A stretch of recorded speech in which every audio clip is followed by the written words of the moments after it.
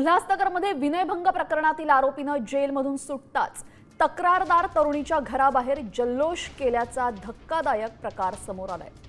आरोपीनं साथीदारांसह फटाके फोडत ढोलताशे वाजवले। रोहित झा असं या आरोपीचं नाव आहे आणि त्याची जामिनावर सुटका झाल्यानंतर आधारवाडी कारागृहातून सुटल्यावर रोहितची मिरवणूक काढण्यात आली आहे। दरम्यान या संपूर्ण प्रकारामुळे उल्हासनगरात पोलिसांचा धाक उरलाय की नाही असा प्रश्न उपस्थित झालेला आहे। त्यांनी ते फटाके फोडण्याचा क्रिया केली होती। या अनुषंगाने जशी आपल्या पोलीस स्टेशनला माहिती मिळाली त्यामध्ये आपण त्वरित संबंधित BNS सेक्शन अनुषंगाने कारवाई केलेली आहे। त्यामध्ये आपण या अधिक प्रतिबंधात्मक कारवाई त्याविषयी करत आहोत। संबंधित आरोपीचा जो आहे तो शोध सुरू आहे।